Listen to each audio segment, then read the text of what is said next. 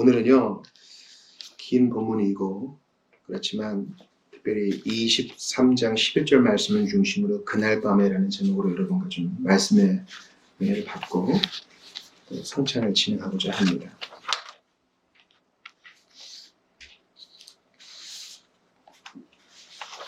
우리 쉬운말 성경으로 성경을 보셨는데 여러분 좀 어떠셨나 모르겠어요. 오늘 본문은 아주 간단한 구성으로 되어 있습니다.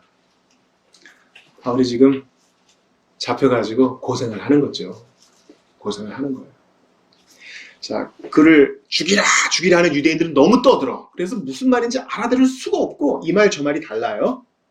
그래서 바울에게 너 뭐 잘못했어? 물어보니까 잘못한 게 없대요. 그래서 안 되겠다. 때려야 말을 하겠지. 그래서 묶어놓고 때리려고 합니다. 예수님을 때렸던 그 채찍 아시죠? 로마 시대 때의 채찍. 가죽 채찍 끝에 동물의 뼈와 또 금속 조각이 붙어 있어가지고 죽지는 않는다 할지라도 회복되는데 상당히 오래 걸렸던 그런 채찍으로 바울을 때리면 분명히 실토하리라 이렇게 생각했던 것 같습니다. 근데 묶이고 나서 빌립보에서는 맞은 다음에 로마 시민인 걸 얘기했지만 지금은 맞기 전에 얘기합니다. 맞기 전에. 그러니까 우리가 그리스도를 위한 고난이라고 할 때 무조건 다 머리 들이밀고 때려라 할 필요는 없어요. 무조건 다 우리가 마소히즘이라고 그러죠. 고통을 즐길 필요는 없어요. 그리스도를 위해 고난을 당한다는 것은요. 피할 수 있는 건 피해야 돼요. 왜냐면 이거는 말도 안 되는 거니까. 로마법에 따르면은 로마 시민을 재판도 정당한 절차 없이 무조건 때리거나 구금해서는 안 됐습니다. 과거에 2000년 전에 로마 제국은요. 로마 제국 시민의 자유를 대단히 엄중히 여겼기 때문에 그 자유를 구속하는 것은 용납할 수 없었어요. 그래서 이제 바울이 항변하죠. 나 로마 시민인데 적합한 절차 없이 이렇게 때려도 되느냐? 로마 시민은 십자가형도 못했어요. 그만큼 존중해 줬습니다. 천부장이 헐레벌떡 쫓아옵니다. 로마 시민이었어? 돈 주고 샀는데 이 돈 주고 샀다는 말은 자, 시민권 살 사람들 오시오 이렇게 마켓에서 옥션에서 판 게 아니라 시민권을 수여해 줄 수 있을 만한 사람에게 뇌물을 주고 샀다는 거예요. 이 분이. 근데 바울은 얘기하죠. 나 날 때부터 로마 시민이었는데 날 때부터 시민은 훨씬 더 이렇게 우월했어요. 천부장이 당장 풀어주죠. 그러고 나서 어떻게 해야 하나. 이제 아마 이제 구치소 같은데 안토니오 병행의 구치소 같은데 이제 있었겠죠. 그때 주님이 위로하시고 그 다음날 사내들인 공의회가 이제 펼쳐집니다. 예수님이 정당하지 못한 재판에서 얼굴을 맞으신 것처럼 바울도 입을 맞아요.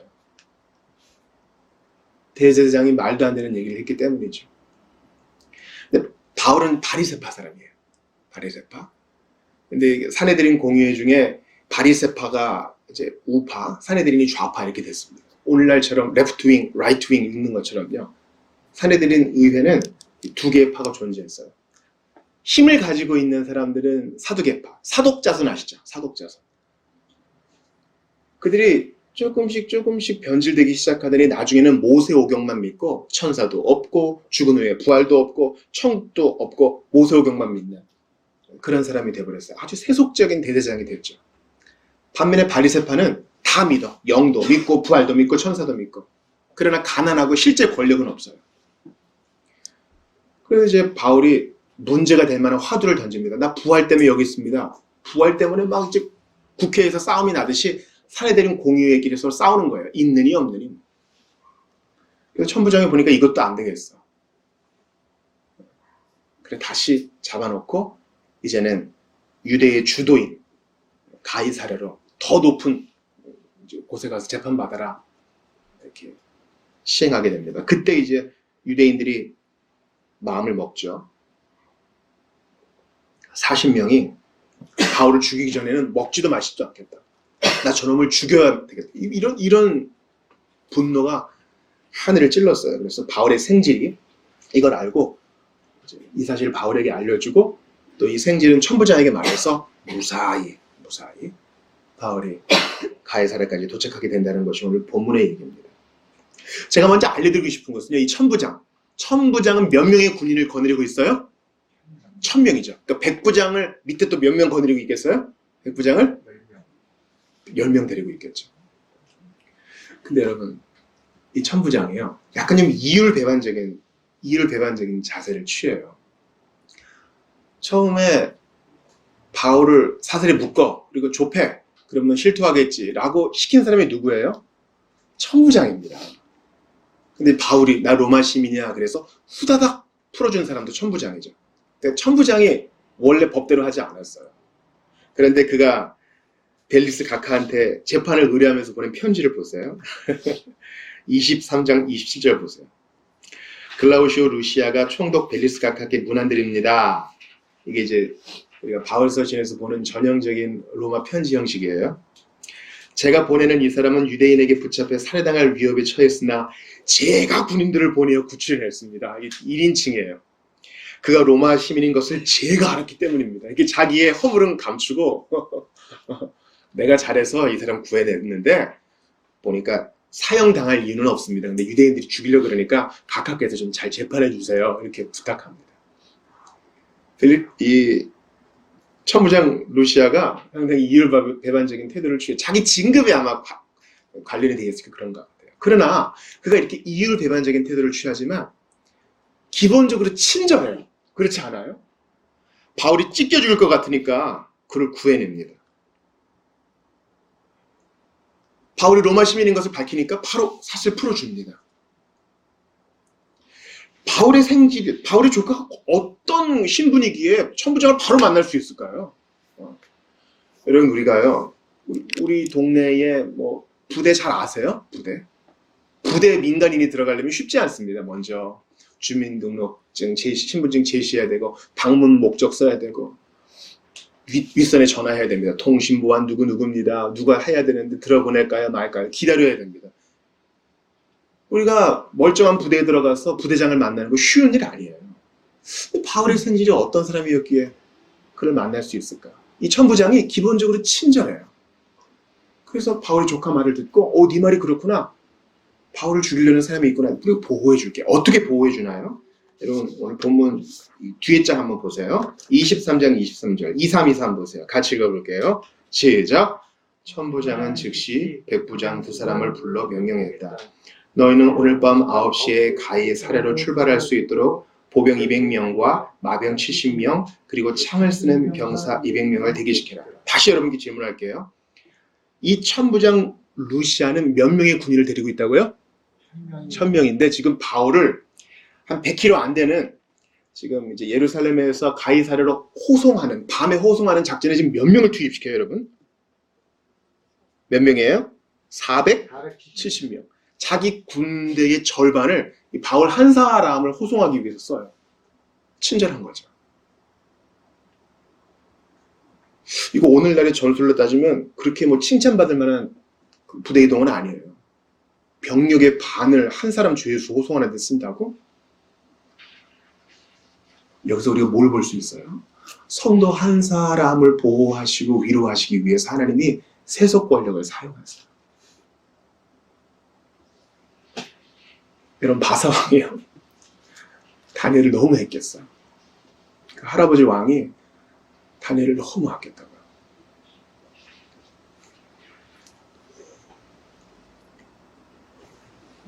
다니엘은 평생에 죽을 고비를 많이 겪었죠. 그래서 그의 신하들이 이제 하나님께 기도하는 다니엘에게 모함을 씌워가지고 어쩔 수 없이 국법에 따라서 다니엘이 어디 굴에 떨어져요? 사자굴에 들어가요. 그 밤에 왕이 잠을 못 자요. 내가 정말 아끼는 다니엘 죽으면 어떡하나. 그래서 어떻게 합니까? 그 다음날 날이 밝자마자 구글로 찾아가요. 하나님이 한 사람 성도를 위해서 한 나라의 왕도, 페르시아가 보통 큰 나라입니까? 그 왕도 사용하세요. 그래서 어떻게 해요? 살아계신 하나님의 종 다니엘아 너 거기 있느냐? 그러니까 여러분 바울을 위해서 주님이 동원하시는 천부장, 백부장, 또 가이사랑 총독 이거 우리 얘기예요. 우리가 보통 입으로 자주 얘기하는 거 있죠. 천하보다 귀한 영화. 한 사람이 인지를 풀어놓는데 뭐 몇 조를 내려온다 그러면 우리 약간 고민할 거예요. 아, 그래도 좀 손해 아닐까. 근데 우리 주님은 분명히 말씀하세요. 온 천하보다 한 영혼이 귀하다 하세요. 그리고 이 귀한 한 영혼을 위해 주님은 세속 권력과 제한 없이 모든 자원을 들어쓰십니다.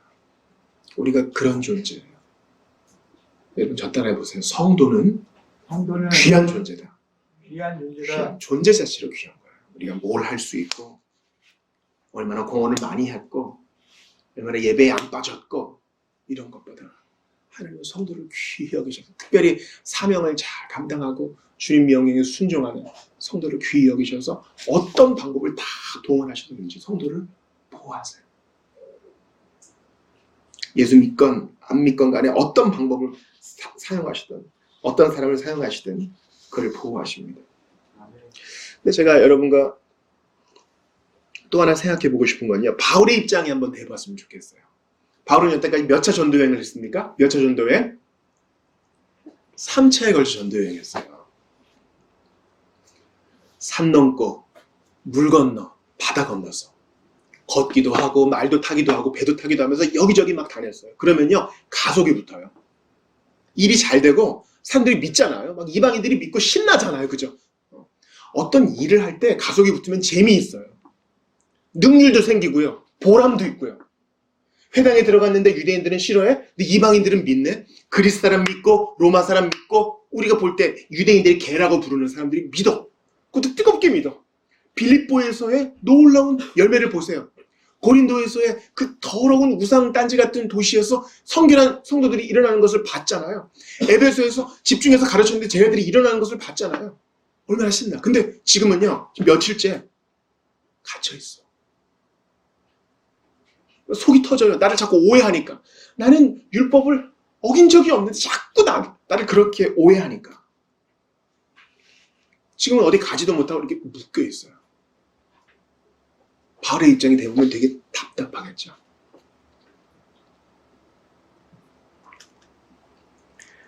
여러분 이건 상식이니까 제가 한번 퀴즈를 내볼게요. 속으로 대답해 보세요. 기독교 문헌 중에서 물론 이제 온 세상 통틀어서 가장 많이 출판되고 인쇄된 책은 뭐겠어요? 온 세상에서 가장 많이 인쇄되고 출판되고 배부된 책은 바로 성경이에요. 근데 기독교 문헌 안에서 성경 다음으로 사람들이 가장 많이 읽고 보고 출판하고 나눠주고 그 책은 뭘까요? 교파를 불문하고. 이건 로마 가톨릭도 다 포함할 수 있어요. 기독교 전통 안에서 성경 다음으로 가장 많이 읽힌 책 뭐예요? 필그림즈 프로그레스, 바로 철로 역정이에요. 베드포드의 댐장의 침례교 교역자 우리 존 버니언이, 존 버니언이라 그러면 영국 사람 못 알아들어요. 버니언이라고 해야 돼요. 버니언이 쓴 거예요. 그거 어디서 썼어요, 여러분? 어디서 썼어요? 철로 역정은 어디서 썼을까요? 감옥에서 썼어요. 왜 감옥에 들어갔죠? 영국 국교회 사제 외에는 예배를 인도할 수 없는데 그때 이제 침례교, 장로교, 회중파 이런 사람들은 다 비국교도라고 칭해가지고 비국교도가 예배를 인도하면 수감이 됐어요. 그래서 감옥에서 그 열정 많은 침례교 교육자가 써요. 교육 많이 못 받았거든요. 근데 성경은 많이 읽었어. 그래서 그것을 비유로 쓰는 겁니다. 그 전까지는 활발하게 막 다녔는데 이제는 답답하게 감옥에 갇혀있죠. 근데 여기서 일이 일어나요. 온 세상 사람들이, 모든 성도들이 기쁘게 있는 철로 역정, 거기서 탄생한 거예요. 마음은 아프죠.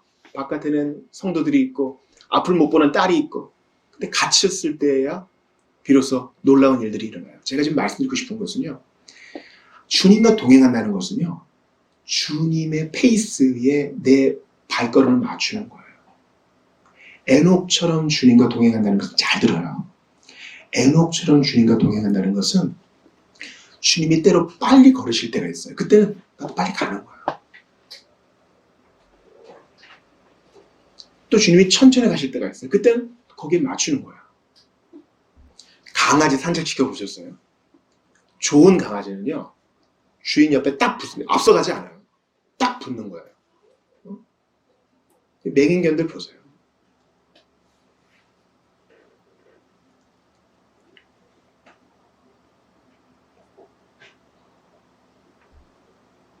우리 예수님이 제자들에게 그러시죠. 한시도 깨어서 기도할 수 없느냐 그러죠. 그때가 언제입니까? 그때 밤이에요. 여러분 밤이면 자야죠. 그러나 어떤 때는요. 밤에 잠을 절제하고서라도 기도해야 될 때가 있어요. 그럴 때가 있어요. 그럴 때는 그렇게 해야 돼요. 보통 때는 우리가 밤에 자야 되지만 그게 주님의 페이스에 맞추는 거예요. 주님이 쉬게 하시면 또 쉬지만 말이죠. 출애굽기 14장 보시면은요. 너희는 가만히 있어 이거 있죠. 너희는 잠잠히 있어라. 주님이 왜 그러세요? 뒤에 바로의 군사들 따라오고 앞에는 홍해 있을 때 사람들이 막 궁극해하고 원망하니까 주님이 가만히 있어 여호와의 행하시는 일을 보라 그러잖아요. 근데 가만히 있는 것만이 아니에요. 주님과 동행하는 것은요. 그 14장 안에도 보면은 나중에는 주님이 모세를 채근하세요. 너 왜 가만히 있느냐? 지팡이 내밀어! 그렇게 하세요. 그땐 또 빨리 행동하라고 하세요. 주님과 동행하라고 하는 건요. 동행한다는 것은 가만히 있을 때와 움직일 때를 잘 분별하는 거예요. 바울도 마찬가지예요. 열렬하게 여기저기 다니면서 일을 많이 하고 그때만 주님과 동행하는 게 아니에요. 지금 여기 갇혀 있어서 아무것도 못하는 것만 같을 때에도 주님은 여전히 그와 동행하세요. 이거 우리 모두와 관련된 말이에요. 우리가 혈기왕성하게 일할 수 있을 때 있겠죠. 그땐 돈도 많이 벌고 사람들도 많이 만나요. 다들 나를 원해요. 뭐 식사 한번 하자 그래요. 근데 은퇴하고 돈 못 벌고 아파서 병들어 누워있으면 찾는 사람도 없답니다. 그땐 주님이 동행 안 해요? 아니요. 하나님과 페이스를 맞추는 거예요. 주님이 잠깐 가만히 있게 하시면 가만히 있는 대로, 달려나가게 하시면 달려나가는 대로.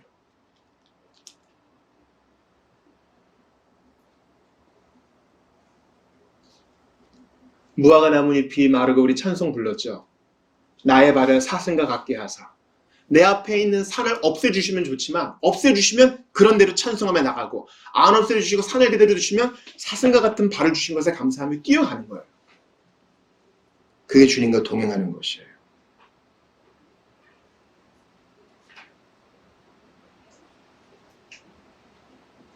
기다릴 때는 기다리고 달려갈 때는 달려가는 것입니다. 제가 오늘 본문을 이렇게 묵상하다가 11절 말씀에서 마음이 녹아내렸어요. 여러분 뒷장에 있는 23장 11절 같이 읽어보겠어요. 시작. 그날 밤 주님이 바울 곁에 서서 말씀하셨다.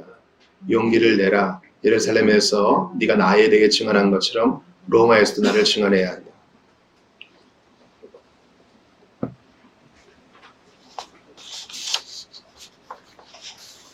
지난 이틀간의 폭력을 겪은 바울은 유대인들의 저기로 인해 틀림없이 자신이 어떻게 될지 걱정하며 자신의 장래를 알고 싶어 했을 것입니다. 로마로 여행하는 것은 고사하고 살아서 과연 예루살렘에 떠날 수나 있을까? 이런 전망도 안 보이니까 답답했을 것입니다. 이처럼 낙담하고 있는 순간에 예수님의 단도직입적인 약속은 그에게 위로를 줍니다. 이러한 보장의 말씀은 앞으로 바울이 겪을 일들, 앞으로 재판 3번 받고 2년 동안 또 투옥되거든요. 또 로마로 가는 동안 위험한 해상여행, 막 배 난리 나죠, 뭐. 폭풍 맞아가지고. 그런 일들을 감당하는데 침착한 용기를 주었습니다. 언제? 그날 밤에 주님이 위로해 주세요. 밤에 말이죠. 성경에는요, 밤에 중요한 일들이 많이 일어납니다. 아브라함이 여호와를 믿으니 이것을 그에게 의로 여기신지라. 제가 제일 좋아하는 말씀 중에 하나죠. 성경 전체를 하나로 요약하면 그거예요. 창세기 15장. 아브라함이 여호와를 믿으니 이것을 그에게 의로 여기신지라. 이거 언제 일어난 사건이에요? 밤에 일어난 사건이에요. 믿음으로 의롭게 된다는 사건은 그 선언은 밤에 일어났어요.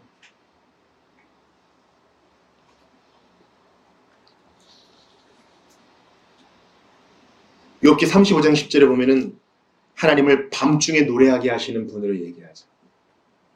밤중에 노래하게 하신다. 하나님은 절망 중에 소망을 주십니다. 시편 16편 7절을 기억해 보세요. 나를 훈계하신 여호와를 송축할지라. 밤마다 내 양심이 나를 교훈하도다. 밤마다, 밤에 주님이 일을 하세요. 우리의 양심에 부족한 것을 깨닫게 하시고 말씀을 주세요. 욥기 33장 15, 17절 들어보세요. 사람이 침상에서 졸며 깊이 잠들 때에나 꿈에나 밤의 환상을 볼 때에 그가 사람의 귀를 여시고 경고로서 두렵게 하시니 이는 사람에게 그의 행실을 버리게 하려 하심이며 사람의 교만을 막으려 하십니다. 주님이 밤에 일하세요. 우리의 교만을 꺾으시고 교훈을 주십니다. 주보 4면 볼게요. 암송선거 한번 외워보겠습니다. 시편 92편 1절이에요. 같이 읽어봐요. 시작. 아침마다 주의 인자하심을 알리며 밤마다 주의 성실하심을 베풀미 좋으니이다. 이 찬양 아시죠? 아침에 주의 인자하심을 나타내시며 밤마다 주의 성실하심을 베품이 좋으나이다. 아침에도 주님의 인자하심, 밤에도 주의 성실하심. 제 말을 오해하지 마세요. 밤만 다 좋은 게 아니에요. 성경의 밤은 때로는 우울한 때도 나타냅니다. 아침만 좋은 것 아니고 밤만 좋은 것도 아니고 낮만 좋은 것도 아닙니다. 분별이 필요해요. 주님이 때가 아직 낮음에 낮에는 일해야 된다. 어둠이면 일할 수 없다 하신 것은 종말을 상대로 말씀하신 것이죠. 분별이 필요해요. 주님과 동행하는 갈 때가 있고 멈출 때가 있고 천천히 갈 때가 있고 빨리 갈 때가 있는 것처럼 아침에 해야 될 일이 있고 밤에 할 일이 있어요. 그 밤에 비로소 이제 소요가 잦아들고 나 혼자 주님을 독대할 수 있는 바로 그 밤에 주님이 바울 곁에 서서 걱정 마, 위로하세요. 저는 현대인들의 문제는 아주 단언하건대 자신의 밤을 맞이할 준비와 태도가 되어 있지 않기 때문이라고 생각합니다. 밤은 직면의 시기예요. 내가 어떤 사람인지 돌아보고 하루를 정리하며 나의 공과 선에 대해서 바라볼 수 있는 유일한 시간이에요. 근데 여러분, 자기 전까지 영상보다 자면 별로 안 좋아요. 그게 계속 우리 영혼에 남아가지고 꿈에도 나타나. 제가 가톨릭교회 좋은 전통, 피정 말씀드렸죠. 우리는 고요히 자신을 독대할 수 있는 시간이 필요해요. 그때 주님이 우리를 교훈하세요. 그 밤에. 주 예수를 믿으라. 그리하면 너와 내 집이 구원을 얻으리라. 빌립보에서 언제 일어난 사건이에요? 밤에 일어난 사건이에요. 주님은 밤에도 일하세요. 우리 신자에게 밤은 그렇게 중요한 시간이에요. 밤에는 세상의 시끄러움이 잦아듭니다. 밤에 비로소 주님과 모든 거품을 걷어내고 조우할 수 있는 시간이에요. 그때 주님이 우리에게 위로의 말씀을 주십니다. 이 밤은 상징적인 시간이기도 해요. 언제 우리가 주님을 만나요? 인생의 밤에. 인생. 뭐 내 힘으로 될 것 같고 나 좋아하는 사람 많은 것 같고 내 주머니에 돈이 좀 있는 것 같고 통장 잔고가 좀 있는 것 같고 내 건강이 좀 받쳐주고 있는 것 같은 인생의 낮에는요. 스스로 주님 찾는 사람이 거의 없어요. 그런데 인생의 밤을 경험하게 돼요. 내 힘으로 아무것도 할 수 없는 걸 알게 돼요. 내가 얼마나 작은 존재인지 알게 돼요. 내가 끊을래야 끊을 수 없는 무언가를 발견하게 돼요. 사랑하는 사람에게 내가 해줄 수 있는 게 없다는 것을 인생의 밤에 알게 돼요. 그 밤에 주님이 비로소 말씀하세요. 루이스가 얘기하죠. 낮에는 주님이 속삭이는데 못 들어. 밤에야 주님의 메가폰 소리를 듣게 되는 것입니다. 그 고요 속에 주님의 음성을 듣게 되는 것입니다. 욥기 26장 9절 들어보세요. 밤에 내 영혼이 주를 사모하여 싸우지. 이사야 26장 9절 다시 들어보세요. 밤에 내 영혼이 주를 사모하여 싸움즉 내 중심이 주를 간절히 구하오리니. 밤은 위로의 말씀을 듣는 때요. 주께 기도하는 시간입니다. 바울이 자신의 생명이 경각에 달려있는 그때에 그 밤에 주께 위로의 음성을 들은 것처럼 우리 모두가 다 밤에 주님의 위로의 음성을 듣고 주님 만날 수 있기를 바라요. 기억하세요. 밤 시간을 귀히 여기셔요. 시간적인 밤도 그렇지만 우리의 영혼의 밤도 중요해요. 낭망할 때 고요히 주님을 독대하셔야 돼요. 우리 옛날 선배들의 글을 읽어봐요. 그때는 결핵이 그렇게 많았대요. 결핵. 못 먹으니까. 그러면 우리 선배들 어떻게 했냐면요. 없는 살림에 쌀이랑 소금을 좀 해가지고 산에 들어갔다는 거예요. 거기서 기도하면서 보양했대요.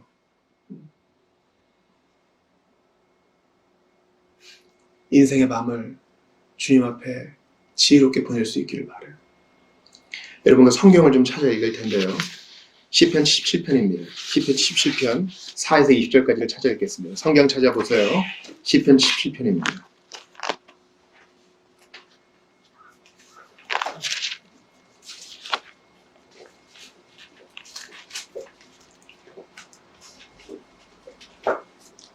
인생의 밤에, 영혼의 밤에 시편 기자가 밤에 주님을 만난 경험을 이렇게 고백해요. 시편 17편 4에서 20절이에요.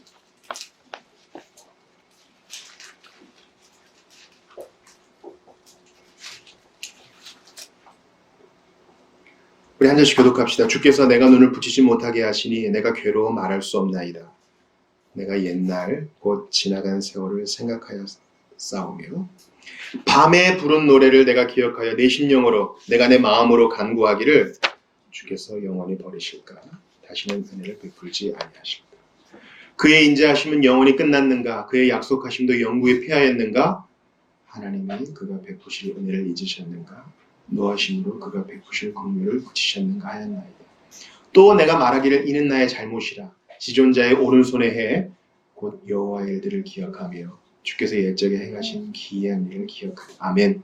또 주의 모든 일을 작은 소리로 읊조리며 주의 행사를 낮은 소리로 되뇌이리이다. 하나님이여 주의 도는 극히 거룩하시오니 하나님과 같이 위대하신 신이 누구오니까. 주는 기이한 일을 행하신 하나님이시라. 민족들 중에 주의 능력을 알리시고 주의 팔로 주의 백성 곧 야곱과 요셉의 자손을 속량하셨나이다. 하나님이여 물들이 주를 보았나이다. 물들이 주를 보고 두려워하며 기품도 진동하였고 구름이 묻을 수 없고 궁창이 소리를 내며 주의 화살도 날아다니며 회오리 바람 중에 주의 우레소리가 있으며 번개가 세계를 비추며 땅이 흔들리고 움직였나이다. 주의 길이 바다에 있었고 주의 곧은 길이 큰 물에 있었으나 주의 발자취를 알 수 없었는데. 같이 봅시다. 주의 백성을 양떼같이 모세와 아론의 손으로 인도하셨나이다. 밤에 지금 이 생각들이 이루어진 거예요. 내가 버림받은 것 같고 하나님께 원망의 소리가 나올 그 시간에 주께서 밤에 교훈하신 거예요. 밤에 부른 노래를 기억하며. 그러므로 인생의 영혼의 어두운 밤 가운데 계신 분들이 있습니까? 주님의 음성을 들을 절호의 타이밍입니다. 시간적인 밤에도 주님을 찾으세요. 아침에 눈 딱 열 때 기도를 시작하시고 잠자리에 누워서 하루를 마감할 때 주님께 기도하세요. 여러분에게 경고하실 겁니다. 여러분을 교훈하시고 위로하실 겁니다. 계속 레시바 끼고 뭔가를 들어서는 주의 음성을 들을 수 없어요. 일단 끊어내야 돼. 그 다음에 들을 수 있어요. 여러분 금요기도회 때 이 마음의 할례에 대해서 나눴거든요. 신명기에서 마음의 할례를 이미 말씀하세요. 할례식 말고 육신의 할례식은 가죽을 끊어내서 버리는 거잖아요. 우리 마음의 할례, 더러운 것을 끊어 버려야 돼요. 예레미야도 마음 가죽을 벗기라 그러잖아요. 우리도 마찬가지로 세상과 단절하여야만 들을 수 있는 주의 음성이 있어요. 바울이 안토니오 병영의 그 구치소에서 홀로 있을 그 밤 시간에 주님을 만났던 것처럼 여러분도 밤 시간에 주님을 만나고 영혼의 밤 시간에 주님을 만날 수 있기를 바랍니다. 그때 주님이 우리에게 위로를 주세요. 사랑하는 여러분, 저는 감히 복음 때문에 그런 거라고는 할 수 없지만 주중에 있었던 일을 여러분과 좀 나누고 싶어요. 주중에 동일한 일이 저에게 일어났습니다. 교회에서도, 교회당에서도 물이 새고 집에서도 물이 새더군요. 아마 동파 때문에 그런 것 같은데 저기 냉장고 있는 데서 물이 똑똑 떨어지는 거예요. 그래서 이제 위층에도 올라가고 그랬어요. 그날 밤에 집에 들어가니까 갑자기 아이방에 있는 이 전등이 있는 데서 물이 훅 쏟아지는 거예요. 너무 많이 쏟아지더라고요. 처음에는 무슨 전기 사고가 났나 하다가 이제 다라이를 받쳐놨는데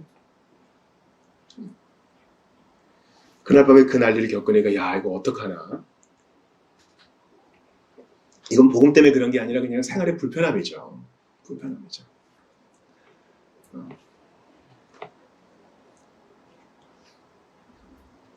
그래서 이런 일이 생기면 이제 주인이랑 얘기를 해야 되잖아요.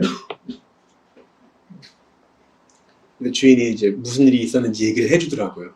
4층 베란다에서 뭐 물이 샜는데 그게 이제 다 흘러 내려가는 것 같다. 그래서 저는 이제 뭐 전기 사고가 나지 않을까 걱정이 되고, 이 밤에 아이가 여기서 잘 수 있을까 지금 걱정을 했습니다. 그 수도꼭지 튼 것 마냥 쏟아졌거든요. 그렇게 전화를 하는 와중에 이제 저희 그 거취 문제에 대해서 얘기가 나왔어요. 아마 미안하셨나 봐요. 그래서 그 보증금 조정 없이 그냥 사시라. 예수 믿는 사람들끼리 서로 배려해야 되지 않겠느냐. 이런 얘기가 나와서 내심 감사했어요. 그날 밤에 주님이 큰 위로를 주셨죠. 물 쏟아진 거는 뭐 닦아내면 되지만 앞으로의 거취 문제가 이렇게 해결이 되니까 참 감사하더라고요. 이거는 뭐 복음 전하다가 생긴 문제는 아니기 때문에 이제 그분이 교회에 큰 어려움을 겪어서 지금 교회도 못 나가신다니까 상처를 받아가지고 위로를 해야 되겠지. 제가 여러분께 말씀드리고 싶은 것이 있습니다. 생활의 불편함이든 또 내가 예수 믿는 것 때문에 불편함을 당하든 고난을 당하든 어떤 일이든 주님의 밤에 우리에게 하시는 말씀, 위로의 말씀이 있어요. 다시 한번 11절 보세요.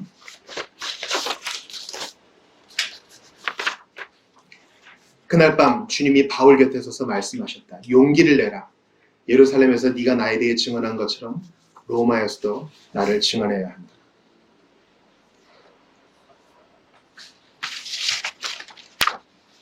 하나님이 우리를 본향으로 부르시기 전까지는 우리는 절대 안전할 뿐만 아니라 무적입니다. 할 일을 마치기 전에는 끝낼 수 없어요.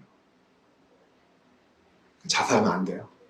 주님이 할 일 다 안 마치고 어찌 올 수 있느냐? 혼나요. 할 일을 마치기 전에는 우리는 안전합니다. 주님이 보호하시기 때문에. 그때 생각나는 말씀이 있어요. 로마서 8장에 위대한 선을 있죠. 어떤 피조물이라도 장래일도 우리를 그리스도 예수 안에 있는 하나님의 사랑에서 끊을 수 없다. 여러분 따라해보세요. 장래일도. 장래일은 뭐예요? 나 앞으로 어떻게 될까? 나 어디 가서 살까? 나 누구를 만날까? 나 뭐 해먹고 살까? 나 아프면 어떡하지? 누가 나 싫어하면 어떡하지? 나 어느 학교 갈까? 누구 만날까?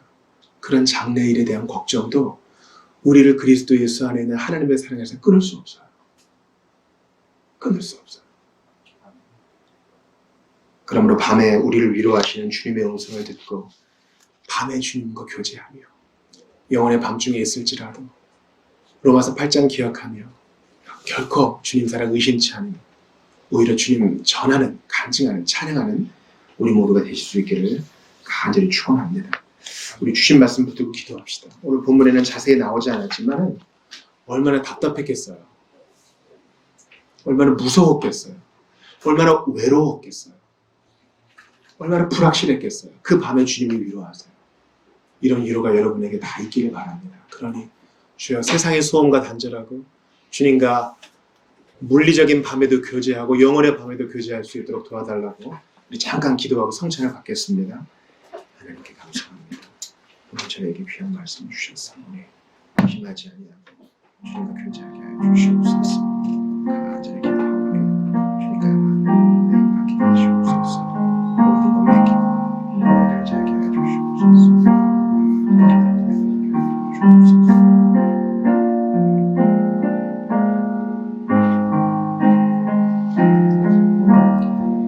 하나님 아버지 감사합니다. 밤에 위로하시는 주여. 예수님 십자가 달렸을 때 그 대낮이 칠흑같이 어두운 밤이 되었고 그 밤에 독생자는 울부짖었으나 그 밤에 택자들의 죄가 사함받았음을 기억합니다. 그 밤에 역사를 이루시고 애굽의 10가지 재앙 그 밤에 장자를 죽이시되 6월절 어린 양의 피로 택자들은 구원하신 주여. 우리의 영혼의 밤에 주의 이름을 부르오니 저희를 위로하여 주시옵소서. 주의 음성 듣게 하여 주시옵소서. 세상의 소리에 단절하고 주님의 말씀을 듣는 저희가 다 되게 하여 주시옵소서. 하나님의 위안이 넘치는 이번 한 주 되게 도와 주옵소서. 내일, 내 시간, 내 계획만이 아니라 하나님과 보조를 맞추는 그래서 주의 음성과 위로를 마음껏 누리는 이번 한 주 되게 도와주옵소서. 이어지는 성찬 가운데 함께해 주옵소서. 우리 구주 예수님 이름으로 기도합니다. 아멘.